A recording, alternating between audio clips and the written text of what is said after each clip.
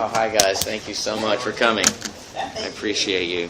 I suppose you're wondering why I'm calling you here today. That's what it feels like, no? Yeah.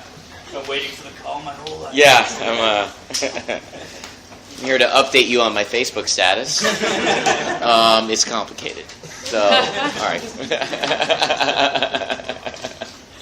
I'll start off since I'm the edge. I don't. No comment. Go ahead. Next one. Yeah, go ahead. We started with, obviously, sort of minor characters now blossomed into the sort of core of the third version of the film.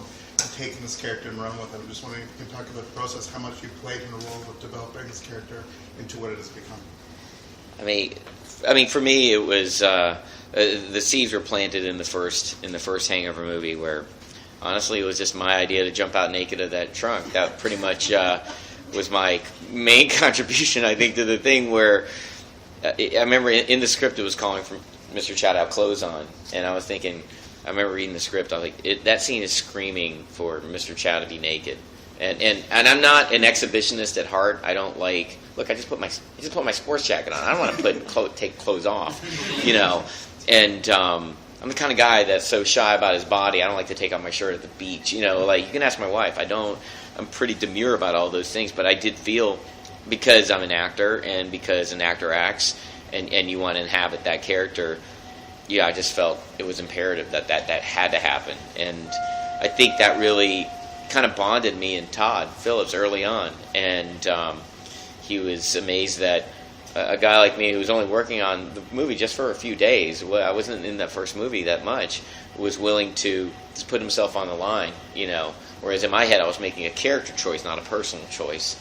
And I think that definitely informed Todd and Craig Mazin, the screenwriters, to make Chow, you know, it kind of widened that spectrum of imagination for Chow, knowing that the actor behind it, you know, has just as vivid imagination, you know, as they do. So, yeah. You know, obviously these movies have resonated with people, and you know, as somebody who's been closely involved in this, and your character is certainly taken from 1 to 3 a greater sort of responsibility. What do you think it is? What's the secret behind these movies? Why do they resonate, do you think, beyond just a simple comedy? Well, I think Todd's vision of of this movie and the structure of the movie itself, and you know, what was amazing. I do think that more important than that, I think Todd's relationship with the main 3 leads, Ed, Bradley, and Zach. I can't say enough great things about them. They're the most egoless, diva-free leads you could ask to work with. And they set the tone of the whole movie in terms of actors. People are always shocked to see how kind of like low-key we all are in real life. And we really just save it all for the camera. And also we have a free exchange of ideas, because I feel like I can say anything to those guys because we're friends and we're co-workers that trust each other and we respect each other's opinions. So there's a lot of collaboration that goes on, you know, and a lot of free flow of ideas, not only for us but for each other's characters and things like. I mean, there's a trust by the third movie. I felt like I could say anything and not worry about any ramification, and vice versa. You know, I don't know. Just to have that complete trust that's what I'm going to miss about the Hangover franchise. And I think audiences, when I go see a comedy, just in general, even if they're playing antagonists or people who aren't friends, or like a villain, like how I play, you always get the sense of in a great comedy that everyone's having so much fun doing it. That's why we all live to see blooper reels at the end, you know, or on DVDs, because you want to see, do they get along? Are they having fun? And by my experience, at least for the movies that I've been a part of, every single successful movie everyone has just truly had the most fun they've ever had. And I can vouch, being inside that circle, that it's the most fun I've ever had making anything, or these 3 Hangover movies, for sure. Yeah. Speaking of fun, how many of the stunts did you do yourself? And did you do the parachute overlays? The parachute was many different stuntmen. I can't take credit for that. There are some close-ups where I was elevated like even 30, 40 feet in the air outside, you know, to simulate some of that intensity. But I can say there's another point in the movie where Chow does a free fall, a 30-foot drop with hundreds of gallons of water behind his back, that was me. That was all me. It wasn't a double, and I'm massively afraid of heights. So, but I worked with the stunt coordinator Jack Gill for like 6 weeks to kind of desensitize me, and once a week I would go. I actually would film Community, and then at the end of the week I would go work with Jack on being in a harness like 10 feet in the air, not being freaked out on that, 15 feet, 20 feet, 30 feet, and then subsequently like being in a harness and moving at a fast rate, things like that, and then eventually doing that 30-foot drop. So that was like the culmination of about 6 to 8 weeks of me getting over my mental block and then actually executing that. That was kind of physically speaking, that was the greatest day of my acting career, because just to be able to, at least for a day, conquer your demons a little bit was great, was exciting. Yeah. I hate playing the race card, but Yeah. your career has been nothing short of groundbreaking for Asian Americans. You paved the way open for a lot of Asian American actors, but yourself, going up and getting into acting, who are some of your own comedic heroes who've inspired you? Yeah, it's I grew up loving Richard Pryor, Eddie Murphy, David Letterman. I remember those. For some reason those just stick out a lot. I don't know if it, and I'm obviously nothing like those three guys. They're geniuses, and I'm not. But there was something about kind of all of them had a sense of fearlessness that I definitely admired. I grew up loving Dana Carvey on SNL, just things like just certain just actors who knew how to find the funny, and then I guess later in life, admiring people like Will Ferrell and Steve Carell, and there's just so many different people, Sacha Baron Cohen, of just their commitment in scenes, and just I have so many influences. It's ridiculous. It's I'm always honestly Zach and I have been friends for going on 15 years, and in many ways he's a big influence, because even when we did stand up together, he was always the funniest guy, and I'd have to say the funniest actor working right now is Zach Galifianakis. He makes, and that's not because we're friends or I've worked with him. He a good sign is when I'm having a bad day, I will go on Funny or Die and just watch Between Two Ferns. And I know that. So when I'm having a bad day, I'm going to watch Between Two. To me, and then having worked with him, I've worked with just about everybody in comedy, and I tell you, no one makes me laugh harder than Zach. And Zach knows that. I told him I told him recently,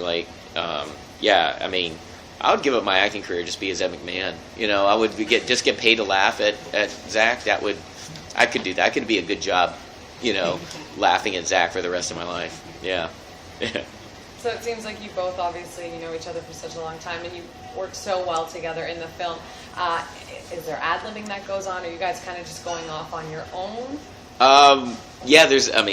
Zach is the quickest ad-libber I've ever worked with. He's the quickest improviser. In terms of I don't know, he's quick to the draw with the line. There's just so many funny things that we've done in outtakes. There's too numerous to me. I'm just trying to think of one right now that I absolutely loved. And the second one where, when Chow is doing so much cocaine, and I think we're well, you want to hear the funniest? You want to hear the funniest fucking joke of and then you fall down there like Chow goes in the thing, and I'm sitting there, my character's dead, I can't move, and then Zach just to alibi goes, I don't get it. That. It was just it was just as an outtake for sure, and I'm sitting there in a pool of liquor and just shaking, laughing like that. It's just I don't know. He just, he's still one of the guys that with your favorite comedian. Even when your favorite comedian is not doing anything, you just see them walking, and then you're still oh, that's so fun. You're still waiting to laugh, he just did something funny, even if he's clearly not doing anything funny. So every time I see Zach, I feel like I'm always like that, like a 4-year-old kid, just So, but no, many influences in comedy, constantly being influenced. In the film, your character is kind of a perceptive jerk because he attacks all three of the guys in very specific ways that are different from all the rest of them. because their personalities are so different. I don't know if that's something that's in the screenplay, or is that something that you come up with, or is that something you work with the guys on? I think it just came instinctively. There was something in the first movie that I think I did improvise of like why I liked or hated each one of those guys. Where I think I said to Cooper, God, what did I say in the first movie? Like, you're not my type. You're too good looking, or something like that. And then like Ed, I looked at Stu. Stu, I could like you. You have this approachable beauty that I don't know what I was like. And then, or I look at Alan. I like you. You're fat. I don't know. There's all these different things where I don't know. We would just personalize, and the fact that we. Like I think we were all acquaintances prior to filming. Like I had done a movie with Bradley. We'd done All About Steve a year before The Hangover, and I know Zach from stand up. And Ed and I did a movie together, The Goods. I think that was about a year before The Hangover. So I had some working knowledge of all those guys. So I think there was an instant comfort level and chemistry. But you're right. Chow does specifically. He picks on. I think there was an outtake where. In Hangover 3, it was like, I literally look at the guys, like, hey Ned, hey Fatty, hey Blue Eyes, something like that. It's like, you just like have this specificity of like, you just marginalize all those guys into like 5 words, I'm still actually wrestling with Demure, you, and Chow. Honestly, so am I. It's an ongoing struggle. The boys, the wolf pack, there's now a certain resignation about them and the things that they draw to themselves, which is funny. It's kind of a deeper funny. But I wonder how that changes your approach to working with them when your character is still out there. Yeah, I mean, I have to really credit Todd Phillips for that because Chow's the only character that you can really go as over the top as you want to go, and it's still within the confines of that character. He's not over the top for over the top's sake. He's over the top because Chow is over the top. So it all kind of like, it's a perfect fit. But in this movie, because Chow has such an expanded role in the story, I have to credit Todd for just finessing my performance, because there are a lot of times instinctively I would go for something bigger, and he would just rein me in just to go from point A to point B in a plot. He's like, yeah, you can't put any mustard on this one because we need to convey the audience like this way, like the karaoke scene was genius. That's that, like every actor. Look, you give any actor a karaoke mic, they're gonna sing good. Whatever. That's just the ego and the instinct of the actor. And so, and just like every other actor, my instinct was just, okay, I'm gonna knock this out. I'm gonna sing it great. Maybe get a Grammy. Like that. And Todd's like, what are you doing?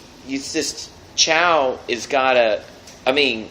He's got to be vulnerable right now, and there's a vulnerability where he needs these guys. There's a sense of desperation in Chow, and then don't you think it's a little bit more interesting if he's playing it as a guy who's a criminal, an international criminal, yet afraid to go up on stage? Maybe he can sing great in real life in the bathroom, or like in the elevator with the Wolfpack, like he did in Hangover 2. But maybe in public he's completely scared, and then so that was all Todd. And so when I'm singing the song, and at the end, all that was Todd, where at the end, he was a guy that's singing his favorite song, and at the end, he knows he did a bad job singing, he just swats away that mic at the end. That was all Todd. That was Todd beat for beat that just guided me. I can't take credit for any of that. In the way, it just, when I watch Chow swat away at the mic, it makes me laugh so hard because, I mean, that's what I love about Todd's specificity of genius. He just knows tone. He's my favorite director I've ever worked with because he knows tone so well. He knows what he wants, and he's always right. He's got this sophistication that I really haven't seen in comedy. I mean, he's amazing. Yeah. So people really love this character in the films. What is your personal favorite Chow moment out of the 3 films? Honestly, in the first movie, where we reveal that it's Black Doug who I have in custody, when Zach falls out of the car, for a second time, I do it like a fat joke, and he goes, fat guy fall down funny, like that. There was a whole extended run where I was pointing out to my bodyguards, because when they punched him in the stomach earlier, I say it's funny because he's fat. Like, and I said that like twice, and I explained to the bodyguards. See, the second time Zach falls down, I said, if I got fall down funny, I look at my body.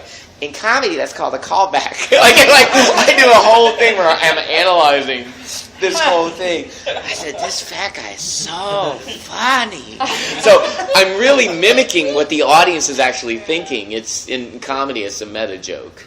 And that's what Chow is. Chow is a meta joke. He's making fun of like the Asian accent. I mean, there are like things where in the movie, there's a lot of in-jokes I'm doing to Asian actors, and my wife actually in particular, where in that same scene I'm going, got chick, and it's actually yelling, it's Vietnamese. I'm Korean, my wife's Vietnamese. It just means chicken die. It doesn't mean release the prisoner. It just, and I was doing that. In my head, I was just poking fun at all the stereotypes and archetypes in movies and comedy. So but that particular scene is probably my favorite. Yeah. I was wondering if you could compare what it's like to work with like a comedy especially director like Todd Phillips or or like when you come in to do comic relief and Michael Bay. Yeah. Those are, you've just highlighted three of my big proudest career moments. I mean, Knocked Up was the first movie I'd ever done, and I mean, Judd Apatow discovered me. I mean, I was still working as a doctor and auditioning for a doctor. I think it was Seth Rogen who actually saw my audition tape, and I think his first one, and told Judd about me. And it was like a 3-month long search for that character, for that part. And it was like I was such a big Freaks and Geeks fan and Undeclared fan. I was literally at the table read beside everybody in the cast. I still hadn't gotten the part. The table read was my second audition for it, and it was the most nerve-wracking audition I've ever had, because literally it's Judd and the studio and everybody, and then all the actors. You had Katherine Heigl, Paul Rudd, you had Jason Segel, etc. Everybody, everyone who's become superstars now were in the room, and I just remember just being starstruck. It's one of those things you remember your first moment, in something that was groundbreaking, and I still remember every minute I was there on set. It was really beyond a dream come true, to be a part of that cast. And I was Knocked Up opened the doors, and Hangover just burst those doors wide open. So, by the time I did The Hangover, it was it just changed my life from black and white to Technicolor.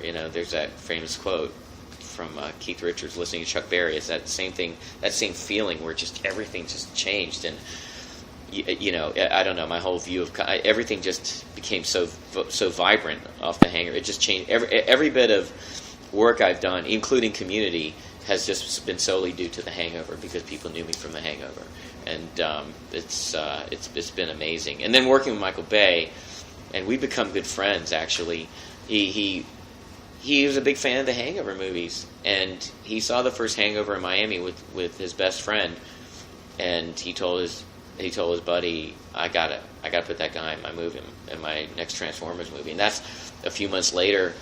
I had a meeting with Michael, and he wrote this role with me in mind. And I'm like, I can't believe I'm sitting in Michael Bay's office. Like, there's like a big bumblebee, like Transformers and something. I'm like, it's so, it's big, and it was just so amazing. He was calling me in for a meeting, and I had so much fun working on Transformers. It was one of the most fun. It was a career highlight for me, simply because I never thought in a million years I'd be part of a sci-fi franchise. To work with a Decepticon, and to work with basically with to react off something that was invisible. And that was Michael's and Shia. I remember Shia. They both kind of coached me on how to keep a scene vivid and react off something you can't. There's something invisible. It's harder than you think, and it was so much fun. And I had so much fun working with Michael. He wrote a role for me in Pain and Gain. So it really has been the biggest career bonus. One of the most unexpected career bonus is to just be buddies with Michael Bay. I love him. And he comes to the Hangover premieres now as a result. So I love him. He and Todd actually recommended me to Michael for Transformers 3. So there's a lot of relationship between the three people that have really gotten me where I am. So I'm very grateful to all three of them. Yeah. So we know the Hangover trilogy has come to an end, but is there any chance we'll see, Mr. Chow in a spin-off or a prequel, or is it From your mouth to God's ears. I'd love that. I mean, it's my favorite character. I hope so. I would love to. I've been on the record on saying it, and I've told Todd about it too. I would love to do a Chow spin-off. I mean, I guess the only problem is it wouldn't be a Hangover movie. I mean, this is a lot. I think making like sure to everybody that there would be no Hangover movie. It would be a completely different thing. Yeah, I'm curious to see if that's possible to do, and I think that I have confidence that could be possible because Chow, that's a favorite character I've ever played because I quit my medical day job to pursue imagination basically, and Chow is the embodiment of the widest spectrum of imagination of any role I could possibly play. You can say or do anything as that character, and that element of unpredictability is just that's just right up my alley. That's what I thrive on. So I would love to do a Chow spinoff. Absolutely, I'd like to do any Chow project. I just love that character. It just makes me laugh. Community just got renewed for a 5th season. Yes, thanks for bringing that up. Thank you. You play Senor Chang on that show, and there's a lot of. Do you find there's many parallels between Chang and Chow? And if so, like what is it about these unbalanced characters that always sort of keeps coming back? I think Chang is a more pathetic version of Chow. I mean, Chow is a well-dressed badass. Chang wears his Spanish fly kind of shirt. I mean, it's iconic for different reasons. He's, people have asked me all the time who would win in a fight, Chang or Chow. I mean, Chow would physically eat Chang. I mean, that's how dark Chow is. I mean, Chang wouldn't know. I mean, he lives in the air vents, for God's sake. Chow lives large. He's got I find myself drawn to kind of, I guess, villains with a sense of humor, kind of. At least in the case of Chow. That really appealed, like Pesci's character in Goodfellas is a great example. To me, that makes me laugh. Any villain that can make me laugh, that I definitely am just instinctively drawn to for some reason. And then when it comes to Chang's that's a bit more difficult question to answer because Chang's been so many different characters. Kevin, and sometimes I wonder myself, okay, where are you guys going with this? But because but the reason I never complain about it is because to me, Community has been my it's been my Steppenwolf theater. It's been my acting studio because I've learned how to play. I'm glad I wasn't like Professor Chang for 4 years. That would be boring. And I'm glad I wasn't Student Chang for 4 years. That would be boring. I'm glad I'm not Security Guard Chang for 4 years.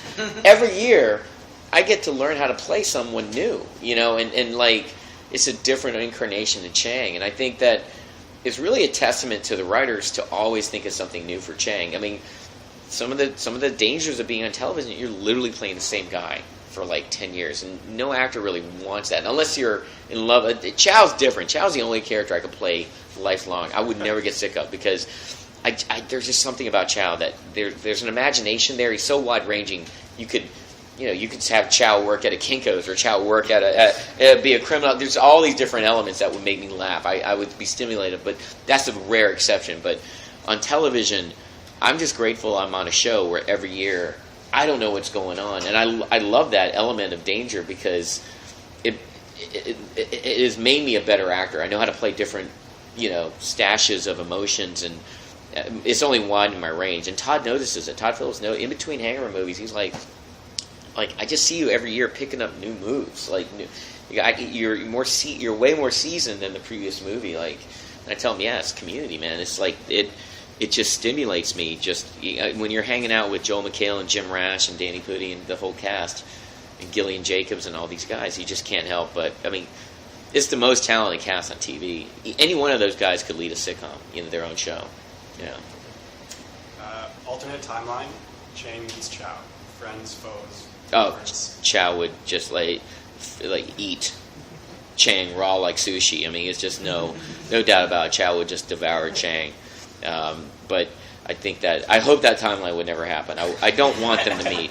it's like cockfighting. You just don't want that. You just don't want that to happen. But by the way, that timeline episode, it's an amazing thing to be a part of a show that you're genuinely a fan of. A timeline episode might be my favorite episode of the whole series. It's so genius. Yeah, such a genius episode. Yeah. Were you a funny doctor? I was pretty serious. I was I keep in touch with some of my patients, and none of them knew I did comedy as stand-up as a hobby. When they found out, in fact, like 10 years ago, Paige and I found out I was doing stand-up comedy, they were just like, I'm so happy for you because you're so serious. I didn't know if you had an outlet. I'm just so happy you have like a hobby, because they thought I was so like almost too intense for my own good, because I think that's what everyone was surprised. Like, I'm not Patch Adams. I'm not like, I didn't come in with a clown suit or anything. I just wasn't that guy. Surprisingly enough, I was a very intense doctor. If you wanted to do the same thing all the time, you would have stayed being a doctor. But I wanted to do the same thing all the time, yeah. Very briefly, Yeah. now that you're showing so much range, and in this film you show a tremendous amount of range, are you looking to do something completely left field, being a Woody Allen film, do sort of a more staid, slightly more... You're always looking to challenge yourself. I'm definitely I'm attached to projects where, as a lead, I would be, like something close to myself, like a parent, with kids. There's other leads where I'd be a completely different character. So no, yes, absolutely. I'm just drawn to an actor acts, and you want to keep challenging yourself and do different things. There's been projects, even guest stars on friends of mine sitcoms that I've done that's coming out. I just did it out of curiosity for fun to play something different. I think that's important to always just keep on like kind of finding out what your imagination is. Yeah, absolutely. Yeah. Thank you. Thank you so much. Appreciate it. Thank you guys. Really. Thank you. Oh, thank you. Thank you guys. Thank you so much. Oh, thank you so much. No, I'm having a blast. Thank you.